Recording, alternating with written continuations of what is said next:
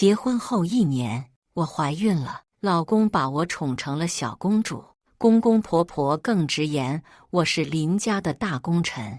我一直以为我很幸运，遇到了善良的一家子，直到一次意外，我才发现这一切都是骗局。大家好，开始今天的分享之前，希望你能给人间烟火点个订阅，我将会分享更多优质的内容。自从怀孕后，我就有些嗜睡，一天24小时，我能睡10几个小时，大概是今天白天的水喝多了，所以睡着我就憋醒了，准备起来上个厕所。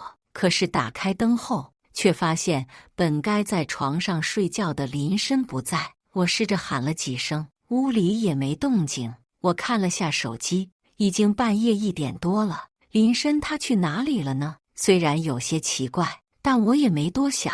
上完厕所后，我就准备躺在床上继续睡了。但因为林深没回来，我总觉得睡得不太安稳。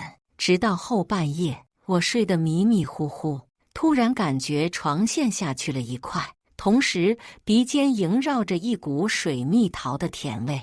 我一瞬间就清醒了，心里咯噔一声。以前总在网上看到，妻子怀孕的时候是丈夫出轨的高峰期，因为妻子在怀孕期间不能同房，所以很多男人会在外边偷吃。难不成林深是去外边偷吃了？但我转念一想，不能啊，林深他不是一个对房事很看重的男人，我们结婚后的频率也不高，或者是有其他的事。但是他身上的香水味怎么解释？想着，我又抵抗不住睡意，慢慢睡着了。第二天醒来后，我问了一下林深，我醒来的时候为什么没看见他？林深也只是愣了一下，随后告诉我，公司同事需要一份文件，很紧急，所以他就连夜给送了过去。虽然林深的解释没什么问题，但我总觉得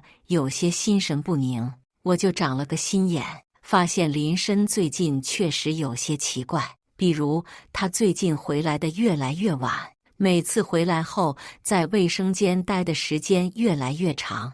虽然大家都说厕所是男人的第2个家，但是他总待在里边吧。最重要的是，每当我靠近的时候，林深总是会迅速切屏。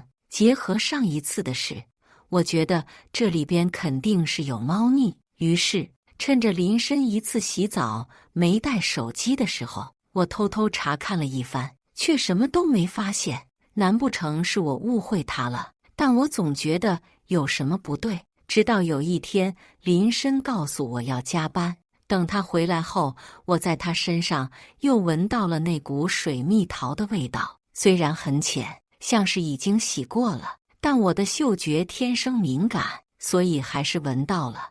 而这次我抓到了机会，因为他的微信在电脑上登录着没下，我清楚地看到一个置顶叫不许吃兔兔鸭的微信好友，里面有2句对话。第一句是不许吃兔兔鸭说的，我感觉我快疯了。林深回的是，你再忍一忍，等我下了班就去看你。正想往上翻看聊天记录，微信却一下子掉线了。我知道肯定是林深在手机上操作了，他一向谨慎，这次的疏忽也许是因为我是在孕晚期，担心电脑有辐射，从来不碰，所以他忘了防备我。我的脑海里乱哄哄的一片，林深出轨了。意识到这一点后，我的眼泪一下子掉了下来。我也说不出心里是个什么想法，只觉得又酸又涩，心被揪得难受。这不是我第一次遭遇这样的事，早在10年前，我的妈妈也曾经面临过这些。当时我爸迷上了外边的一个女人，死活要跟我妈离婚，我妈不同意，他就直接搬到了外边住，闹到最后，整个家都搞得鸡飞狗跳。后来我妈实在没办法了，同意了离婚。她除了要我的抚养权，别的什么要求都没要。爸爸知道了后求之不得。离婚后的这些年，我跟妈妈相依为命，现在我好不容易结婚了，怀孕了，婆家对我很好，我也以为自己将会是个幸运儿，可却没想到是竹篮打水一场空。回想起林深平时对我的那些好，难道都是假的吗？我哭了整整一天，眼睛肿得像个核桃。林深回来后看见的就是这个场景，他怔了一下，问道：“老婆，你怎么了？出什么事了吗？”我指了指电视，刚才看了个苦情片，女主太可怜了，看得我心里难受，实在忍不住。林深松了一口气，走过来把我揽在怀里：“你看你又多愁善感了，电视里演的都是假的吗？也就是你们这些小女生爱看。我给你带了街角的那家店的桃酥，快去洗手。”林深的语气极尽温柔，我却满心苦涩。如果不是上午看见了他的聊天记录，我死也不会相信他会是那样的一个人。一想到他在外边跟其他的女人做那种事，我就呕得吃不下东西。林深还疑惑我怎么突然孕吐这么严重，我也只是草草编了个理由搪塞他。我想我需要早做打算，至少要知道外边的那个女人是谁。第二天，林深一大早就出去上班了。他刚走，我就收拾好后，我就跟着他去了公司附近。自从怀孕后，林深就让我辞了职。他说他挣的钱足够我们家用，不需要我在外边受别人的气，所以我现在的时间很充足。我一连观察了林深几天，都没有发现什么异常。他的行程很规律，2点一线。除了去公司就是回家，任谁看了不夸他是个好丈夫。直到1周后，林深跟我说他会加班到很晚，可去却亲眼看到他开车去了一家酒店。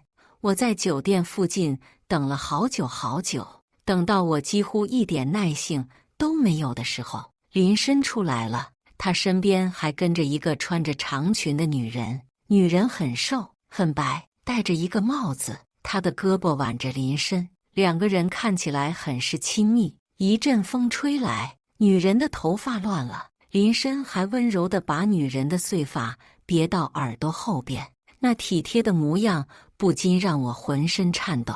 最重要的是，那个女人我认识，当初我和林深结婚的时候，那个女生就坐在台下，不错眼地看着我们。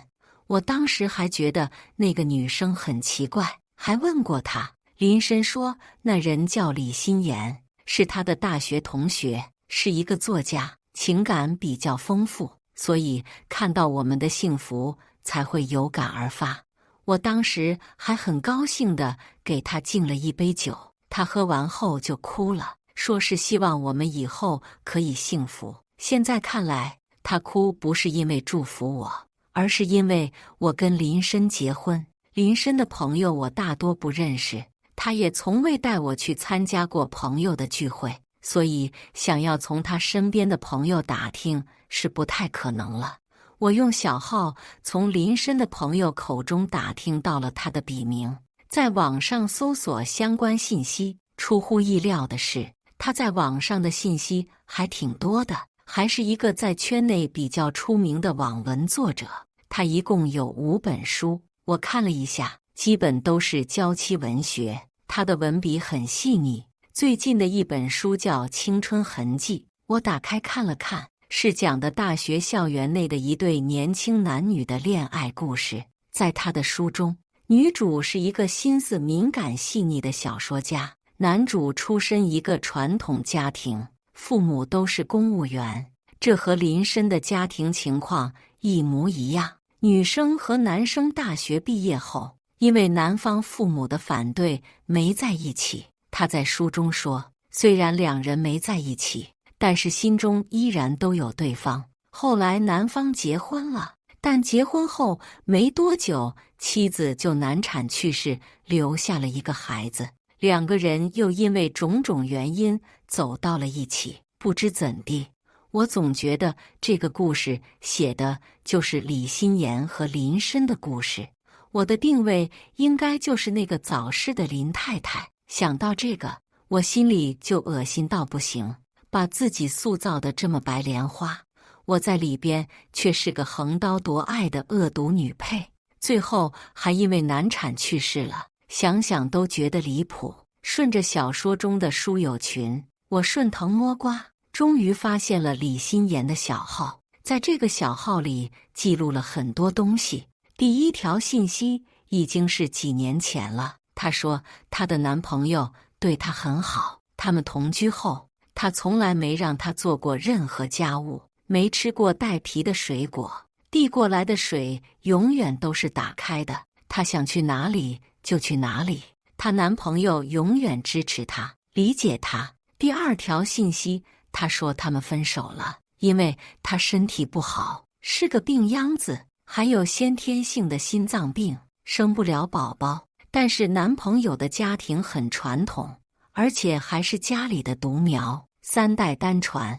第三条消息，她说她结婚了。最后一条，她说她跟她男朋友又和好了，她称呼他为林先生。她说林先生的妻子怀孕了，他承诺等孩子出生后，他就跟那个女人离婚，然后跟她结婚。她说虽然有时候他也会吃醋，会在她身上故意留一些痕迹，但是他会忍着的，因为那个女人肚子里怀着的孩子是他和林先生的，那个女人的孩子是替他生的，以后会叫他妈妈。当我看完这些消息后，忍不住浑身颤抖，一颗心凉到了谷底。我做梦都没想到，我跟林深的婚姻从一开始就是一个骗局。他从未爱过我，而只是把我当成他们 play 的一环。他平时对我的那些呵护，也只是看在我肚子里孩子的面上。恐怕他早就打算好，等孩子一出生，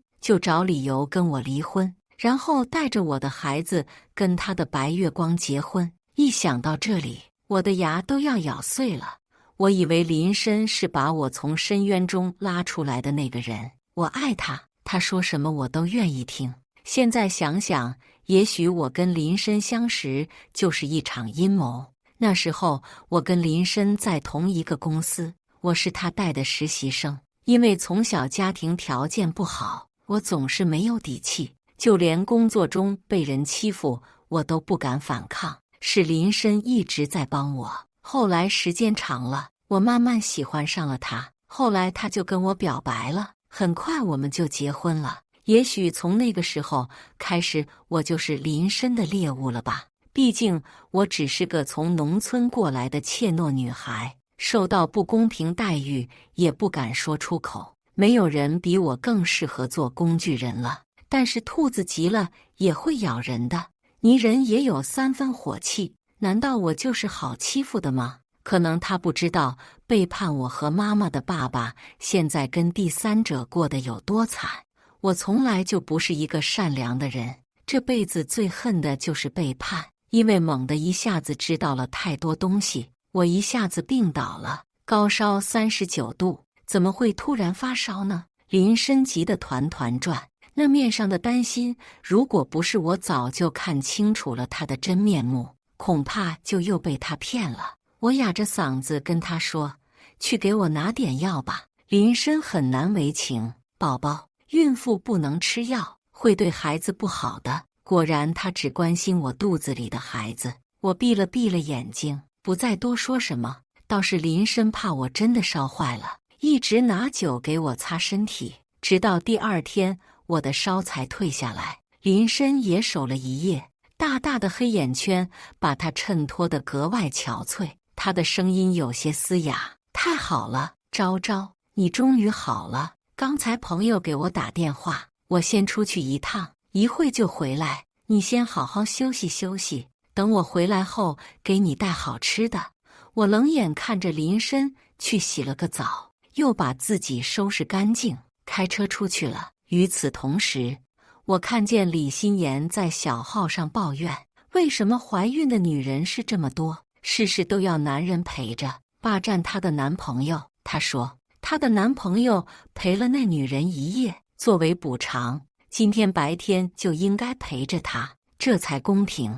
可什么才是公平呢？即便他们曾经在海誓山盟，但现在林深的妻子是我，他充其量就是一个第三者，他有什么资格来抱怨？我不会放过这个小三，作为始作俑者的林深更不会放过。林深走了以后，我准备起床洗个澡，然而刚走出卧室门口就发烧，身体有些无力，腿有点软，一个不小心就跌到了地上，随即我就感觉到肚子好痛，双腿之间好像有什么东西流下来了。我马上意识到我可能要早产了，我支撑着自己走到卧室，拿出手机给林深打电话，可是一连打了几个都没有打通，再打就关机了，我只能给我妈拨过去。再次醒来的时候，我已经在医院了。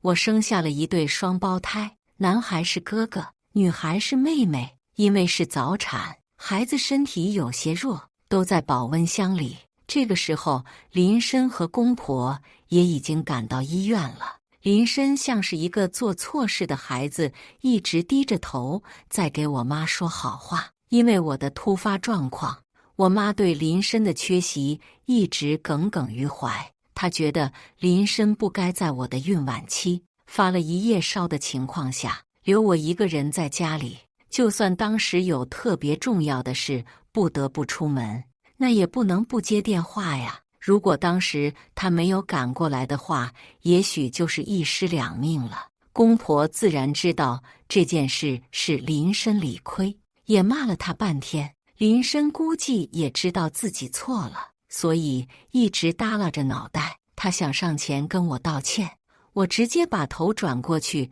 没理他。他现在头发凌乱，胡子拉碴，衣服皱巴巴的，我仔细闻了下，还有股香水味。看他一眼，我都觉得脏。在我给他打电话的时候，他在做什么，不言而喻。林深他伤害我，时间长了，我也许会原谅他，但是他差点伤害到我的孩子，这已经触及到我的底线了。反正不管怎么说，在林深和双方父母看来，我就是跟他冷战了。这种状况一直到了我出院回到家，因为担心自己不专业，而且产生婆媳矛盾之类的，双方大人经商议决定，直接请了2个月嫂，然后由林深来照料我，这样兴许还能缓和下我们之间的关系。生完后的1个月，在月嫂阿姨的照料下，我的身体好多了，仔仔长得也很好，哥哥活泼，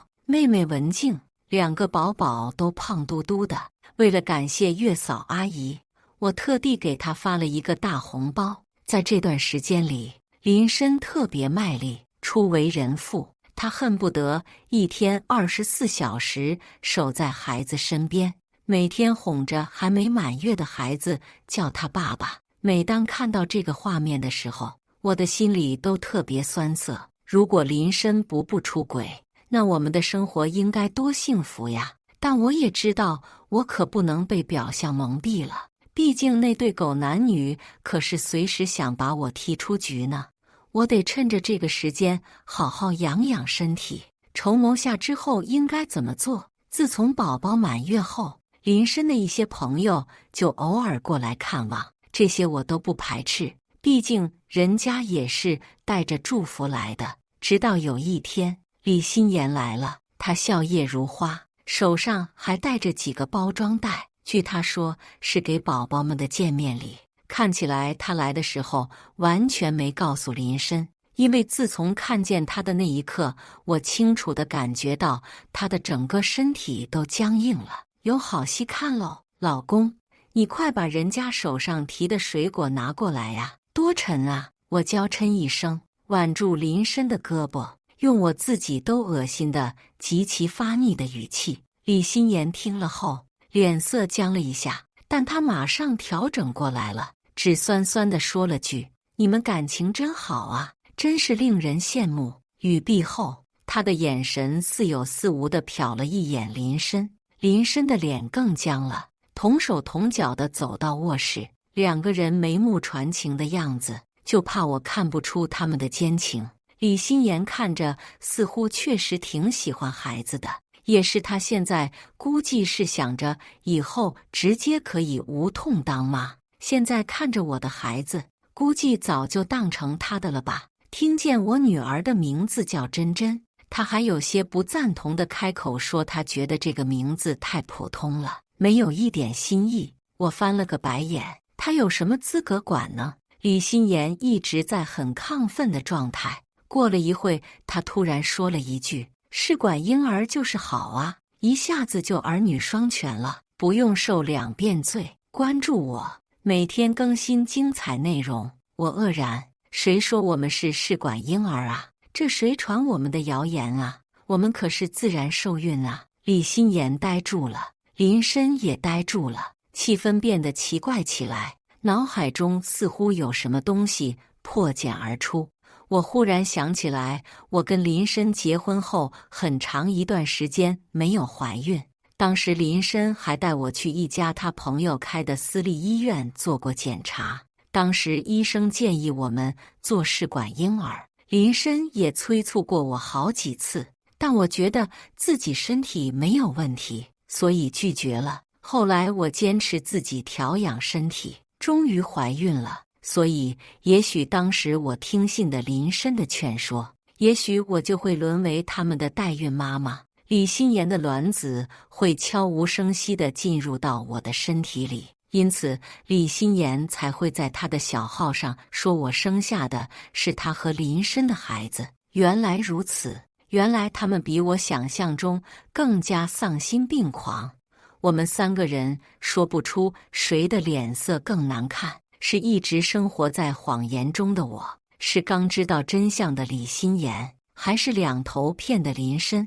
李心妍走的时候状态很不好，看起来摇摇欲坠的。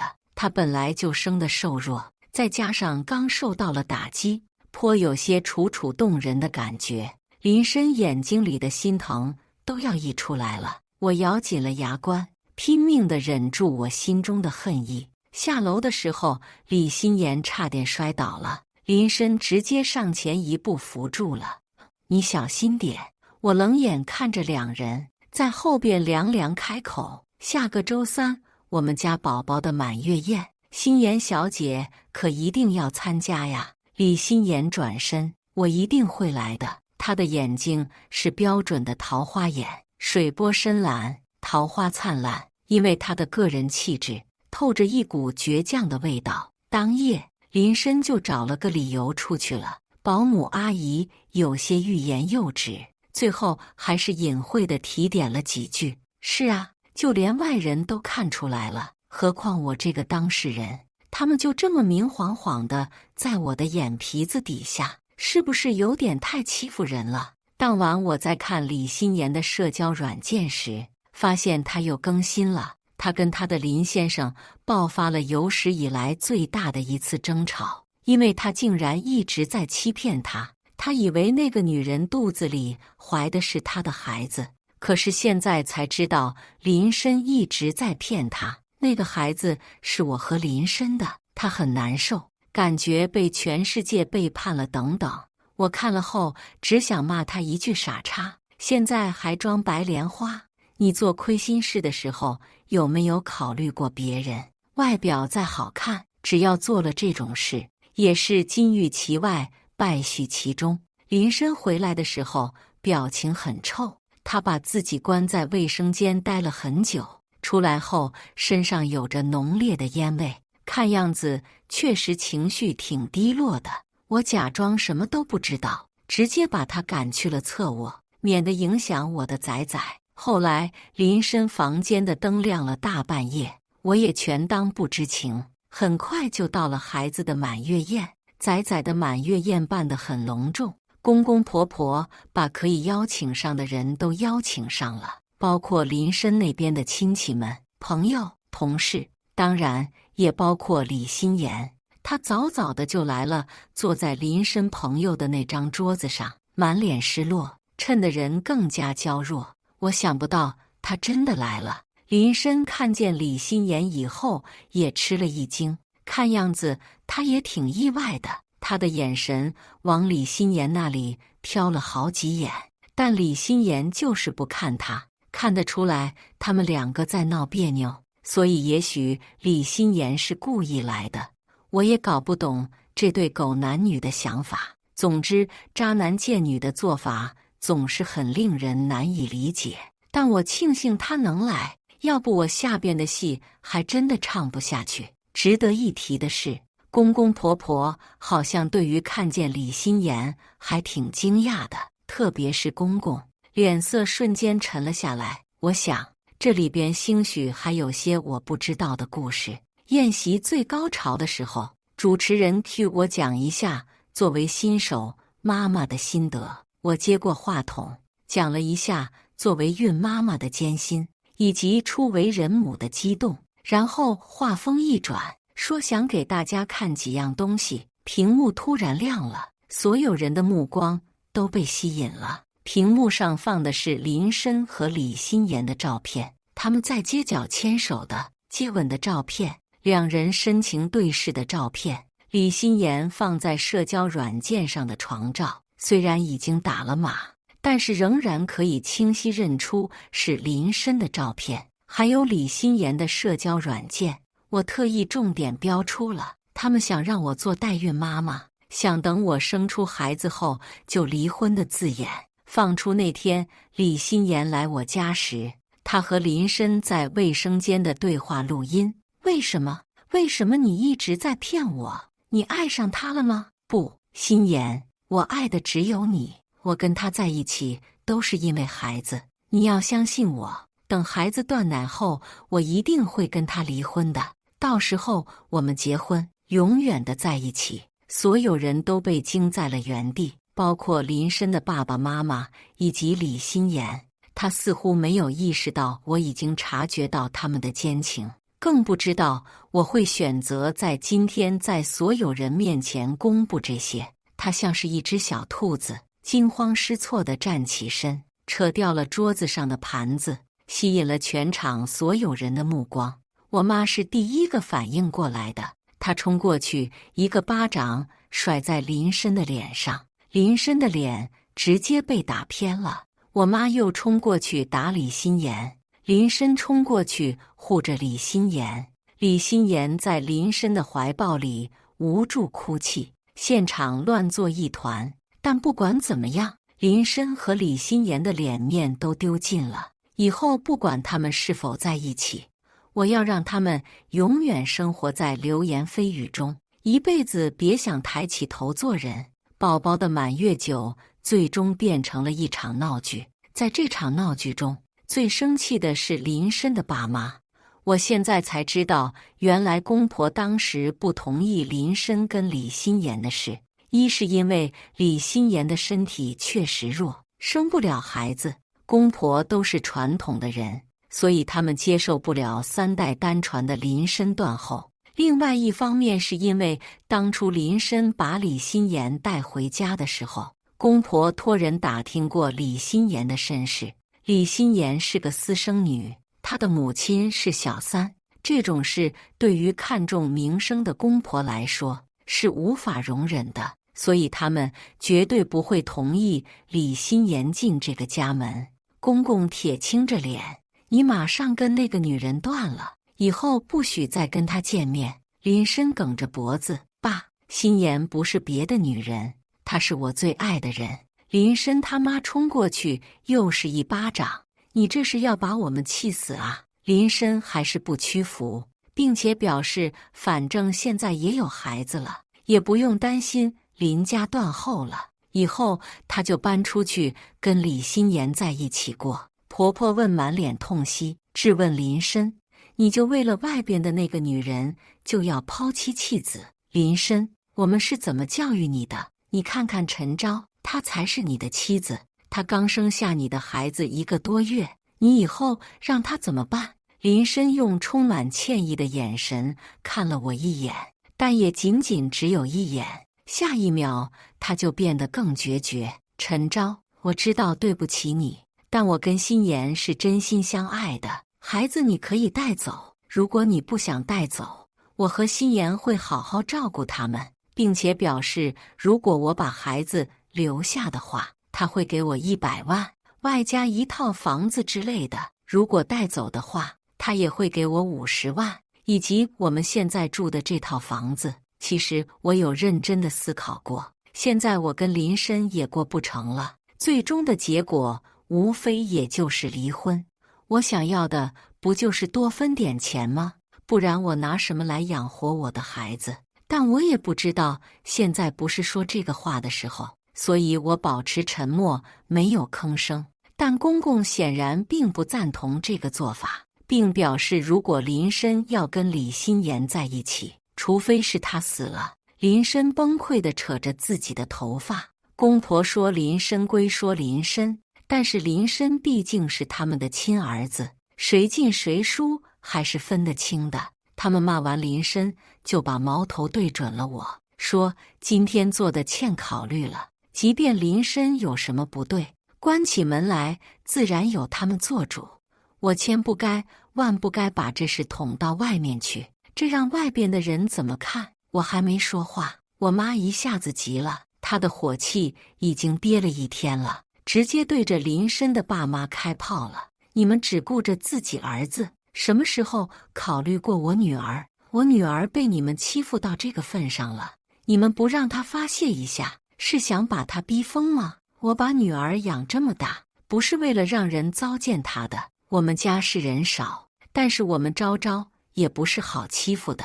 今天你们要是不给我一个满意的答复，我是不会善罢甘休的。听了妈妈的话，我的眼泪一下子流了出来。这些天我一直在心里憋着这个事，感觉要把自己给憋坏了。可是我又不知道跟谁说，如果不是林深和李心妍太过分，我也不想把我妈妈扯过来。我妈的话一出，公公婆婆瞬间没话说了。说啥呢？归根结底还是他儿子的错，事情到这一步算是僵住了。公婆为了不让林深出去找李心妍，连门都不让他出了。而在这个期间，满月宴的视频突然开始在网上疯传，瞬间激起了千层浪，网友们无所不能，顺着视频中的信息扒到了林深和李心妍。林深被冠上了狼心狗肺的称号，而李心妍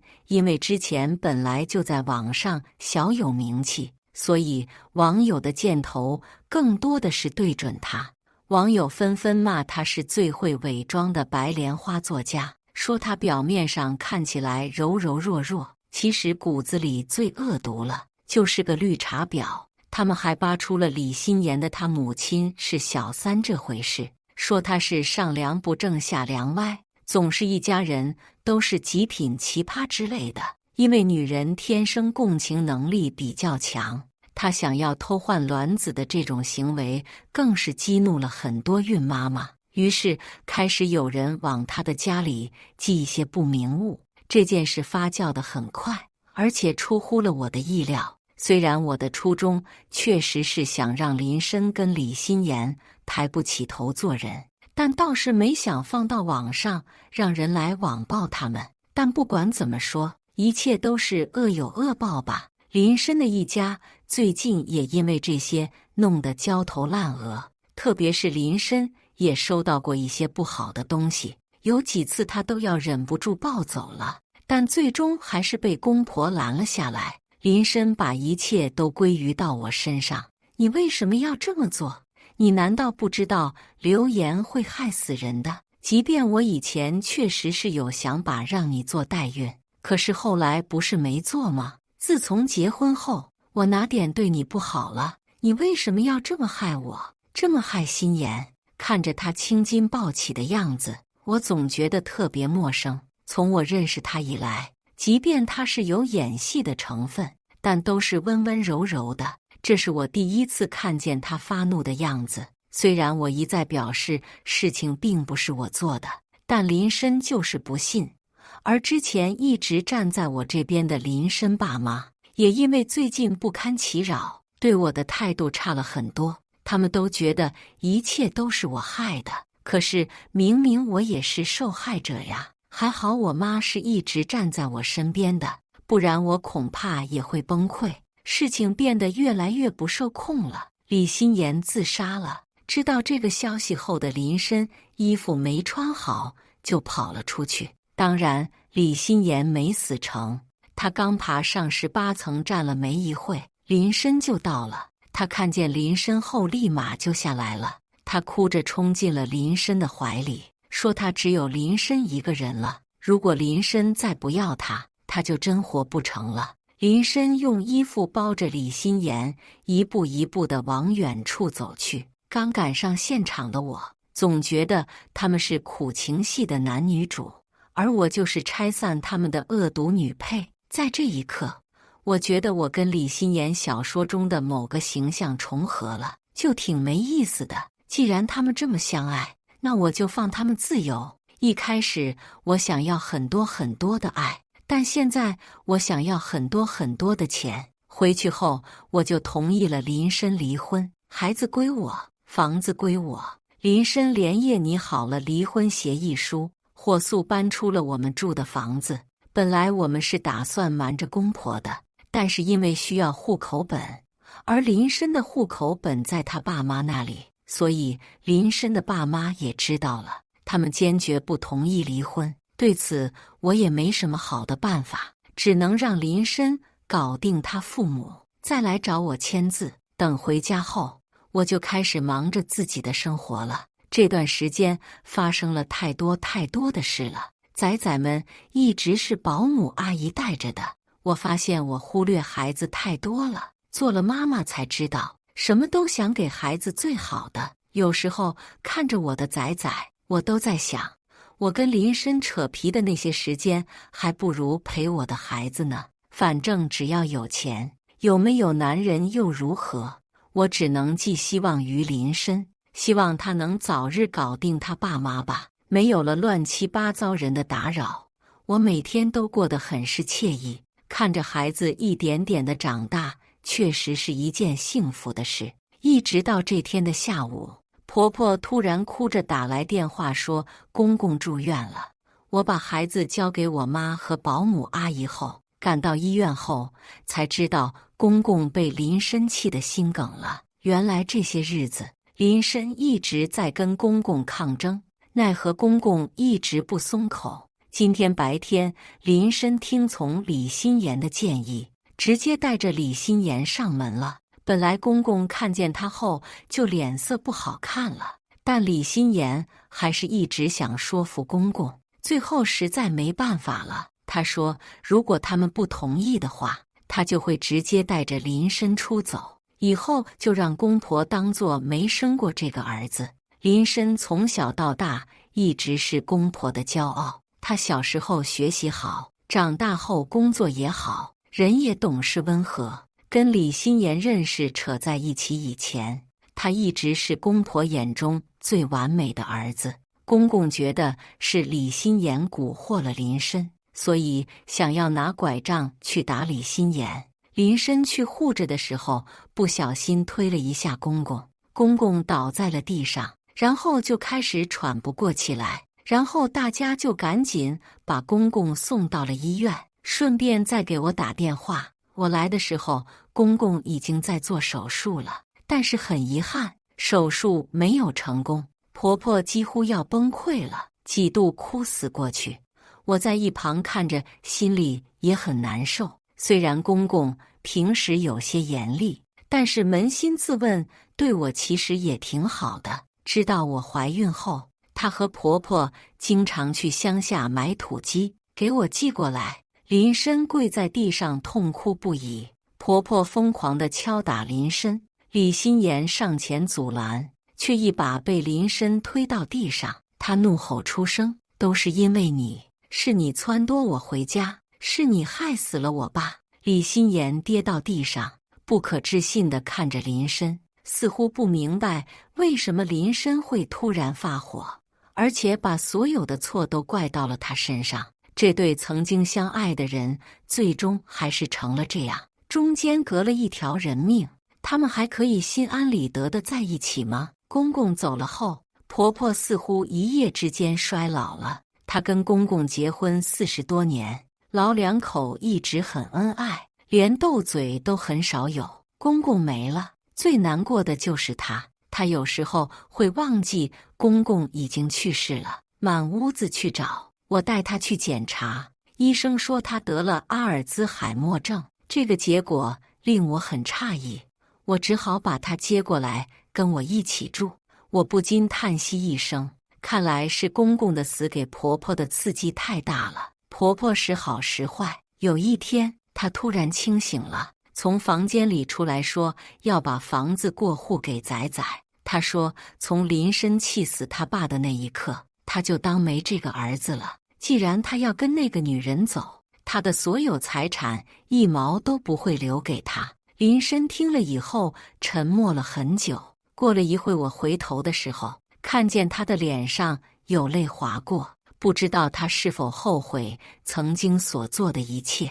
李心妍又过来找过林深几次，林深都没有见他，他在外边又哭又闹，但林深却坐在房间里呆愣愣的，不知道在想什么。有一天，李心妍又过来找林深，林深去见他了，两个人不知道说了些什么。回来后，林深就像变了个人，他说他知道他错了，但是事情发生到这一步已经无法挽回了，他会把所有的财产都留给我，净身出户。事实上，他也是这么做的。当我拿到离婚证的时候，都有点恍惚。我现在还记得林深当时特别认真地对我说了句，他不是一个好爸爸，也不是一个好儿子，如果时间可以重来的话，他一定不会做下这许多错事。我当时没当回事，只觉得他一夜成熟了。然而第二天我就接到了警察的电话，警察说林深和李心妍出了车祸，经过调查是自杀。我这也意识到林深最后说的那些话到底是什么意思。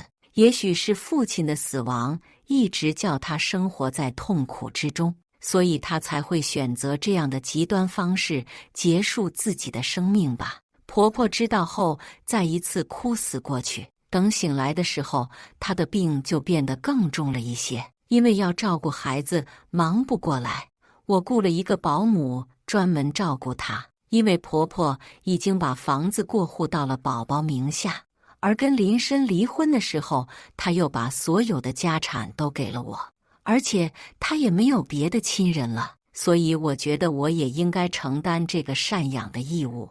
从认识林深到结婚，又到生完孩子，2-3年的时间，我感觉自己经历了太多。之后的日子，我会把我妈妈也接过来，陪我一起照顾孩子。余生还有很长的时间，我会好好的抚养2个孩子，照顾他们长大成人，教会他们道理，让他们健康的成长。以上就是今天分享的故事。大家有什么想说的、想吐槽的，欢迎在下方评论交流。也更希望能给人间烟火点个订阅，我将会分享更多优质的故事内容。